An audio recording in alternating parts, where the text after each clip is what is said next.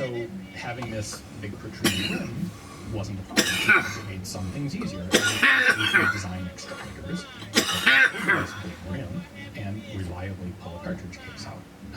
If you're talking about revolvers, it makes it very easy to have a star-style extractor mechanism that can pull all the cartridges out of the cylinder at the same time. So rimmed cases made a lot of sense. In fact, they were the best option until you start getting magazine-feeding firearms. And so what you see is when people start designing magazine firearms, but they're still using the old-style rimmed cartridge casings, they tend to look for systems like tube magazines, where the cartridges are stacked nose to tail, so the rims aren't in a position to interfere with each other, and you can design good, reliable feeding mechanisms for a rimmed cartridge in that style, which is, for example, why we still have tube magazines on the vast majority of shotguns that are produced. Shotgun cartridges still have that rim on them, and a tube magazine made a very reliable feeding source for them. All right, our next question is from Jacob, who says, when did the idea of 3-round burst become popular for select fire weapons? Was this studied before World War II and put into action after? Was this something that came about when countries started pinching pennies? So the first burst firing gun that I am aware of is the Breda PG from 1935. So yes, development or research into this sort of thing definitely did predate World War II. It didn't really become popular until the late 70s or even the early 1980s. That's when you see it in U.S. service with the M16A2. You'll see the French introduce it on the FAMAS. FAMAS was introduced in the late 70s. The burst mechanism was kind of a little bit like the last thing they added, didn't show up for the first couple of years until the early 80s. You'll see it in German in HK weapons from about the same time period. And the rationale for it was increased accuracy and reduced ammunition consumption. And these two things are both based on the assumption that your troops are not going to be well enough trained to limit their use of full auto independently. So it's perfectly capable, perfectly easy to fire 3-round bursts with a machine gun set to unlimited full auto. You simply have to develop, it's not even that much, a little bit of practice on trigger control, and you can easily fire 3-round bursts. Most things you can easily fire 2-round bursts. Slower firing guns, it's very easy to fire single shots on full auto. However, you do have to have some practice, and if you're going to be a military that's going to give its troops a tiny amount of actual live fire practice during any given time period, well, maybe your troops aren't actually going to have that sort of skill development. So if that's the case, what you can do instead is mechanically limit them to 3 rounds. So they don't have to learn trigger control. All they have to do is just yank down on that trigger, and it'll only fire 3 rounds. And then it's going to stop firing and then go, oh, I guess I have to do it again. Blam! And fire another 3. The objection to this is that if someone does this in a, you're trying to get away from like the panic fire, hold the trigger down, dump the magazine, and now it's empty kind of thing. Well, it's just as easy for someone to do that on a 3-round burst like they could on semi-auto, but 3 rounds at a time. And your ammo lasts a few seconds longer, but not much. There is also this idea that the first couple of rounds from a machine gun in full auto are going to hit the target, and the remainder are going to go very high. So if you don't have remainder by mechanically limiting the gun, then presto, your accuracy improves.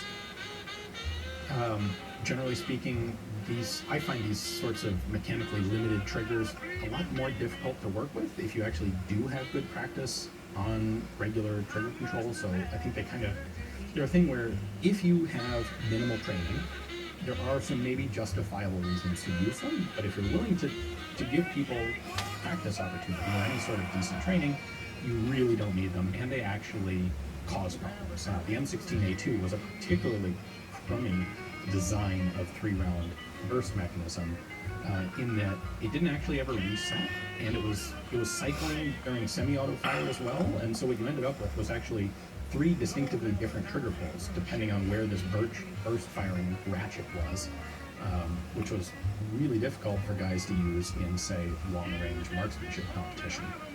you kind of want to know your trigger pull, and having it change, not randomly, but having it change sequentially every time you pull the trigger doesn't help things. Fortunately, I think we have seen a lot of countries realize that, and maybe increase some training standards, because burst mechanisms are not nearly as popular now as they were back in like the 80s. So it's nice to see them mostly going away. I will point out there's one other area where they make a bit more sense, or they're more justifiable, and that is for guns that have a very high rate of fire.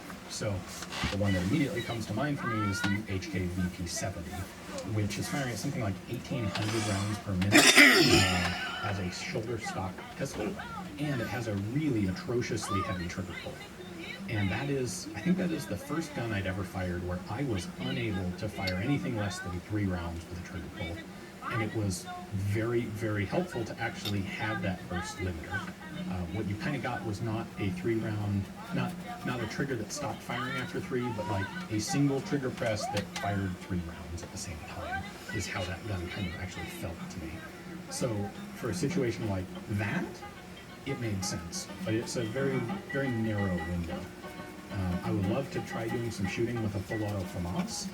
Those had a burst limiter put in them because they have a high rate of fire of like 900 or 1,000 rounds a minute, but I've never had the chance to actually shoot one in full auto, so I can't necessarily speak to whether it's actually helpful in that situation, or if it's another example of something where training would be better than the mechanical system. Let's see. We are going to the next page. E. Raja says, what would be, and they've asked this question before, so I'm finally going to answer it, what would be the first semi-auto pistol you would prefer over a revolver?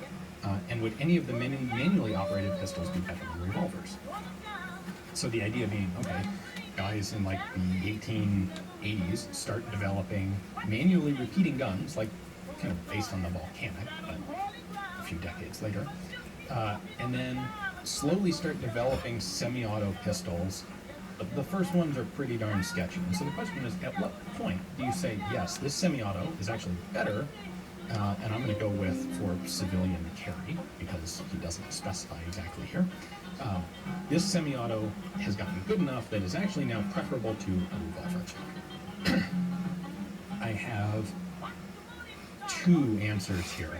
One of them is going to be the Browning model of 1899, which was the short-lived predecessor, mechanically basically identical to the Browning 1900, which was a fantastically popular pistol. They made hundreds upon hundreds of thousands of them, 32 ACP, one of John Browning's, I think actually John Browning's first semi-auto pistol design, was magnificent, especially, I mean, it was magnificent for its time.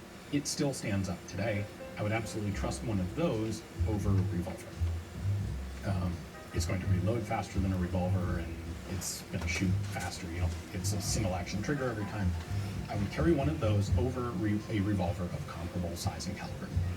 As for a larger caliber gun, if we want to talk about something more along the lines of a military sidearm, I think my answer is going to be the C96 Mauser.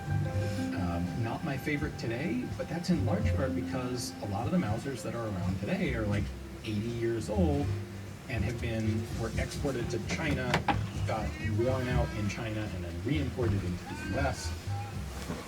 And I have a hard time really trusting C96 pistols today, but one that was fresh out of the factory is kind of a different matter.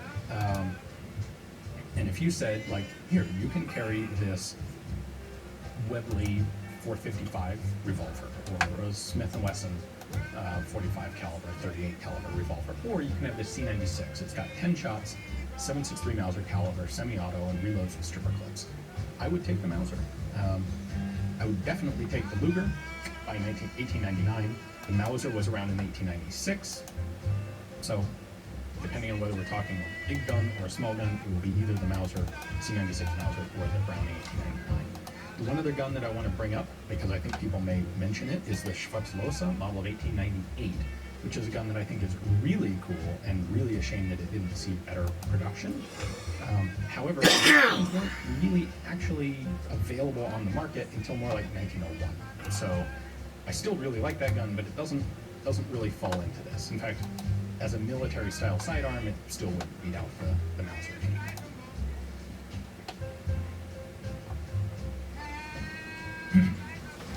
Next up is from Alt Grendel. When are you going to do another joint series with Otthias and May of Sion Arsenal? I don't know. I would love to do one. We've tossed around some ideas for subject matter for another series like Project Lightning, but it was a tremendous outlay of time and energy and resources, especially for Sion Arsenal. And Project Lightning, while we were very, very happy with the product, it didn't have the desired effect of boosting a lot of subscriber interest in the Sion Arsenal. And so it's not really, at this point, they can't really justify doing that again until we have a better opportunity. I don't know exactly what we would do for a subject. Like I said, we've tossed around a bunch of ideas. I'm up for it. I think Otthias and May also enjoyed it and would be up for it again once it makes sort of a financial and temporal sense for them. Daniel says, why have you started linking to Rock Island YouTube and Instagram accounts? And you'll actually start seeing that again because right after this Q&A, I've got a series of videos from Rock Island where I will be linking to their YouTube channel and Instagram feed. And the reason is YouTube does not allow me to provide a link to a site that sells guns. So I cannot provide a link to, say, the lot where a particular Rock Island item is being sold, or a Morpheus item. I can't give you guys a link to the auction house's general webpage at all. Not just a catalog item. I can't give you a link to anywhere on their website. Rock Island would like to develop more of their own social media presence, so they have some people who actually put time into their Instagram page and their YouTube channel, and I think they do a pretty good job at it, and I can link to those. And so where I used to be able to give you a link to the catalog page, YouTube has quashed that. So talking to them, we figured that's the next best thing. I can tell you in the description what the lot number is, but you have to go find it yourself if you're interested. But I can give you a link directly to some of their other in-house social media stuff. Randy, this is a very intriguing question that I've thought about for a while, and I honestly didn't come up with a good answer to. Randy says, if you, knowing what you know now about the direction of firearms development, were dropped into a 1900 role in development at FN or DWM or a similar company, what would you set about building? What do you think you could convince militaries to adopt? So the idea is, of course, 1900, you know what's coming, you know how light machine guns are going to work, you know how semi-auto pistols are going to work, you know how general purpose machine guns are going to work, you've seen World War I and World War II, you know what happens, but nobody else does. And so the challenge here is not what's technically capable of being manufactured. The challenge is what firearms can you convince militaries at the time are going to be worthwhile? And that's a tough one. I've seen a lot of designs that were put together that were a bit ahead of their time and failed to make any major impression, failed to be commercial successes, simply because people didn't recognize that they were going to be useful guns in the future. And I don't know, like the light machine gun is the thing that really jumps out to me as, here's what a country that wanted to do better in World War II, just specifically relating to small arms, here's what they needed to have: faster, better, cheaper light machine guns. Submachine guns, yeah, to some extent, but in a context of World War I think the light machine gun is more useful. Once you have light machine guns, then submachine guns become the next thing that's really good to develop. But I just, you look at guns like the Madsons, people weren't willing to acknowledge that gun was going to be valuable, that style of gun was going to be useful. And I don't know how I would be able to convince them otherwise, without some sort of time-traveling cheat, bringing back YouTube videos about World War I. So I'd be curious to hear what you guys have to think about that. Let me know down in the comments. In 1900, knowing what we know today about small arms, what do you think you could actually convince a military administration to start working on or to accept? Next up is Matthias, who says, hooray, the NFA is repealed. He says uppealed, but I think he means repealed. And you can get all the machine guns you want. What is the first you acquire? It's a tricky one. So, from a practical perspective, my answer has pretty much always been a PKM. However, um, like something like a year ago, I got a chance to do some shooting with a Knights Armament LAMG, Light Assault Machine Gun. They had one in 5.56 and one in 7.62. You know what? I would rather have one of the 7.62 caliber Knights guns than the PKM. It's lighter, it's handier, it's like I would take. You give me one practical machine gun that I can just have. I would take a 7.62 Knights Light Assault Machine Gun.